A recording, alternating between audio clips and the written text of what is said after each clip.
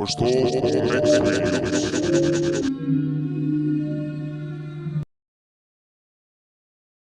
السلام علیکم دوستانو، نن مې تاسو ته یوه بله ویډیو جوړه کړې ده چې د نبوي طب په واسطه د یو څو ناروغیو د علاج طریقې دي. ویډیو تر پایه سره وګورئ او زموږ چینل د سره سبسکرایب کړئ. د نظر د تیزیدو علاج په جامع الکبیر کې د حضرت عایشې رضی الله عنها څخه روایت دی چې رسول الله سلام په رنګونو کې شین رنګ ډیر خوښ وو. په یو حدیث کې راغلی دی چې شین رنګ او روانو اوبو ته کتل د سترګو نظر تیزوي. پیدا په ځینو کتابونو کې راغلی چې که په ګرمۍ کې څوک د شین رنګ عینکې استعمال کړي نظر تیزوي، خو په یخ کې بیا تاواني دي.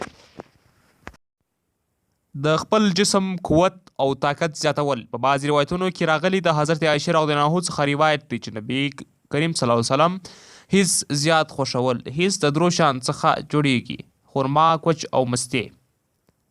په خوړلو سره بدن مضبوطه کیږي او په قوت کې زیاتوالی راځي. د مالګې فایدې صاحب جامع کبیر د حضرت علی رضی الله عنه څخه نقل کوي چې رسول صلی الله علیه وسلم فرمایلی دی چې خوراک په مالګه څکلو سره شروع کوئ، ځکه چې په مالګه کې د اویا ناروغیو علاج شته چې د هغو د جملو څخه جذام، لیونتوب، د نس درد او د غاښ دردونه او غیره. د دماغي طاقت علاج رسول صلی الله علیه وسلم فرمایلی دی چې ای خلکو کډو زیات خورئ ځکه چې کډو دماغ ته طاقت ورکوي. عایشې رضی الله عنها فرمایلی دي چې د رسول صلی الله علیه وسلم ارشاد دی چې ای عایشې کله چې ته کتغ کوې نو کډو دیګ ته وراچوه ځکه چې دا د پریشان زړه لپاره طاقت دی. پیدا راز په دې کې دا دی چې د غوښې حرارت لرې کوي او اعتدال پیدا کوي.